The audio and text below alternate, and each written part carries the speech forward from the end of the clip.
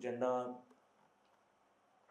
दुर्दैवाने त्यांच्या आयुष्यात ह्या कॅन्सर सारख्या एक अत्यंत भयंकर रोगाला सामोरे जावं लागलं आणि ज्यांना दुर्दैवाने हा रोग सहन करावा लागला, असे सर्व रुग्ण आणि त्यांचे सर्व नातेवाईक या ठिकाणी उपस्थित असणारे, आपल्या सर्व रुग्णांना उपचारासाठी अहोरात्र प्रयत्न करणारे भारती हॉस्पिटलमधील सर्व डॉक्टर्स, सर्व इथे भारती विद्यापीठ आणि भारती विद्यापीठ युनिव्हर्सिटी आणि भारती विद्यापीठ मेडिकल कॉलेज व भारती हॉस्पिटल या सर्व संस्थांचे पदाधिकारी, डॉक्टर्स, उपस्थित बंधू भगिनी, मी आज खरं भारती हॉस्पिटलमध्ये आमचे घरातले एक नातेवाईक ॲडमिट आहेत आणि त्यांना भेटण्याकरता इथे येणार होतो. शक्यतो मी भारती विद्यापीठाच्या विविध शाखांमधील जे दैनंदिन कामकाज असतं त्या कामकाजामध्ये फार काही मी त्यात ढवळाढवळ करत नाही. भारती हॉस्पिटल आणि भारती विद्यापीठ ह्याच्या जवळजवळ 250हून अधिक शाखा आहेत आणि या सर्व शाखांचे प्रमुख, इथली teaching faculty, non teaching faculty, हे त्यांचं रुटीन काम, रोजचं दिवसाचं काम हे त्यांच्या पद्धतीने, अत्यंत चांगल्या पद्धतीने, प्रामाणिक पद्धतीने करत असतात. जे महत्त्वाचे निर्णय हे संस्थेचा प्रमुख या नात्याने आम्ही घेत असतो. परंतु हॉस्पिटलमध्ये आज गेल्या अनेक वर्षांपासून जी काही प्रगती भारती हॉस्पिटलच्या डॉक्टर्सच्या माध्यमातून होते, ही प्रत्यक्ष आणि अप्रत्यक्षपणे मी आणि माझ्यासोबत असणारे आपण सर्व सहकारी आणि धनकोडी, आंबेगाव या परिसरातले खास करून सर्व नागरिक आणि लोक जे हॉस्पिटलमध्ये आता मोठ्या संख्येने येऊन इथं उपचार घेतात, हे सगळेच लोक आता गेल्या अनेक वर्षांपासून पाहत आहेत.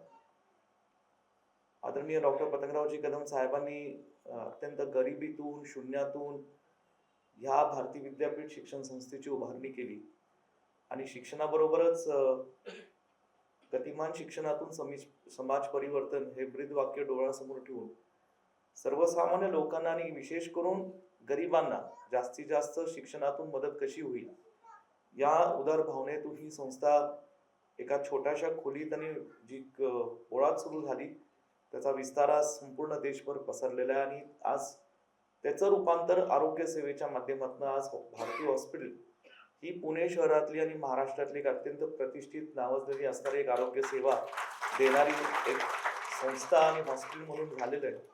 ह्याचा निश्चितपणे आम्हा सर्वांना गर्व आणि अभिमान आहे. खरं साहेबांनी जे स्वप्न पाहिलं त्या स्वप्नाला सोबत राहून आज सगळे लोक इथं काम करतायत.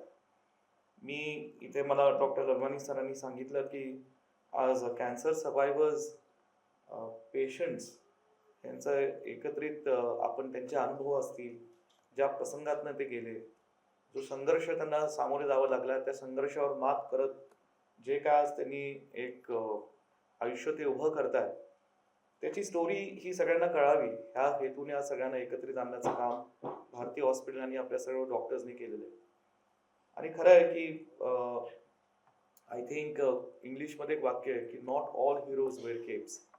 कारण लहानपणापासून आपण पाहतोय की जे हिरोज म्हणून जेव्हा लहानपणा आपल्याला दाखवण्यात आले, हे सगळे एक काल्पनिक कॅरेक्टर्स होते. नंतर जसं वय वाढत गेलं आपण पाहिलो की हिरोज हे आर्मी युनिफॉर्म घालतात, पोलीस युनिफॉर्म घालतात, डॉक्टर्स असतात, वेगवेगळ्या क्षेत्रातले लोक सुद्धा हे आयुष्यात हिरो होऊ शकतात. कारण त्यांची कामगिरी ही कळत न कळत ही कुणाला तरी मदतीची असते किंवा कधी ना कधी कुणाचं तर प्राण किंवा काहीतरी वाचवण्याचीही सुद्धा कामगिरी असू शकते. आणि अशाच पद्धतीने आज डॉक्टर सुद्धा हे काम करतात. कॅन्सर हे आमच्या कुटुंबात दुर्दैवाने आमच्याही कुटुंबातल्या अनेक सदस्यांना होऊन गेले. त्या काही जण वाचलेत, काही जण आम्ही गमावले. म्हणून ह्यातनं एक कुटुंबातला सदस्य म्हणून आम्ही सुद्धा ह्यात हा दुर्दैवाने प्रत्यक्षपणे अनुभव घेतलेला आहे.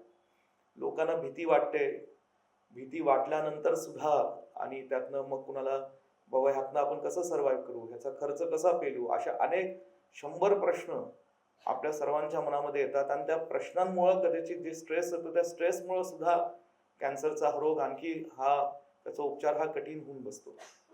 परंतु या सगळ्यामध्ये सर्वात महत्वाची असते ती इच्छाशक्ती आणि जिद्द. आणि ती जिद्द आज तुमच्यातल्या सगळ्या लोकांनी इथं तुम्ही दाखवून दिली. तुम्ही म्हणूनच ह्या सभागृहात बसलेले आहात आणि ह्यामध्ये तुमच्या इच्छाशक्तीला आणि जिद्दीला आज जोड देणारे आणि मदत करणारे हे आमचे डॉक्टर्स या ठिकाणी आहेत.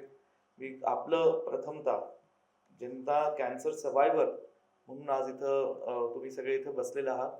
खरे हिरो आमच्यासाठी तुम्ही आहात की तुम्ही सर्व्हाइव्ह झाला आणि तुमच्यासाठी आम्ही तुमचं मनापासून अभिनंदन करतो, कौतुक करतो.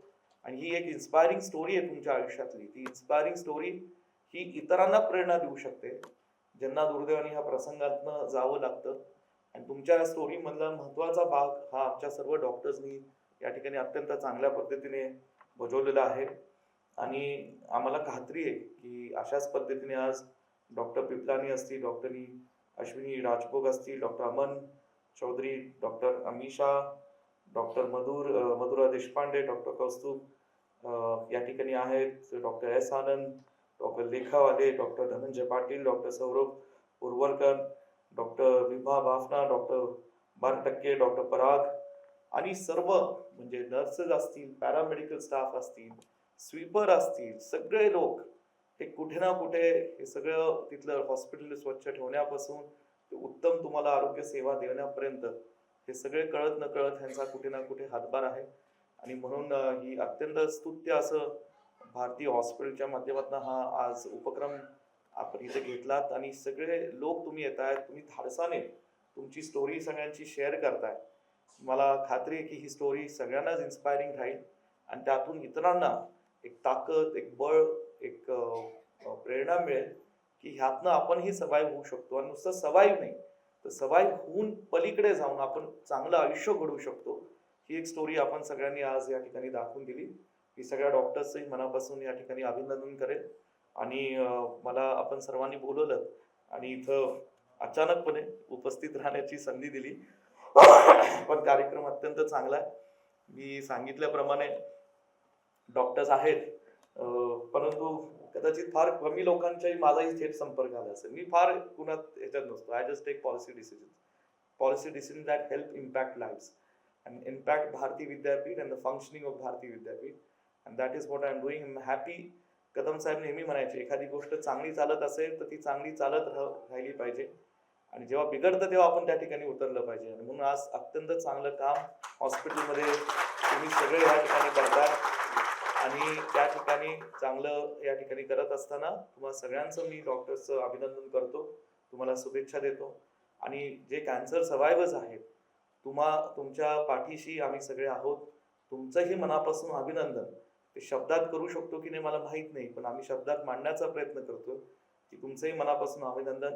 असंच तुम्ही या ठिकाणी एक प्रेरणा देत राहा आणि तुमच्या प्रेरणेमुळे इतरांना एक चांगलं या ठिकाणी आज ताकद मिळेल असं मी परमेश्वराच्या चरणी प्रार्थना करतो. आपल्याला येणारं भावी आयुष्य हे सुद्धा परमेश्वरांनी चांगलं द्यावं अशी परमेश्वराला प्रार्थना करून इथंच थांबतो. जय हिंद, जय महाराष्ट्र.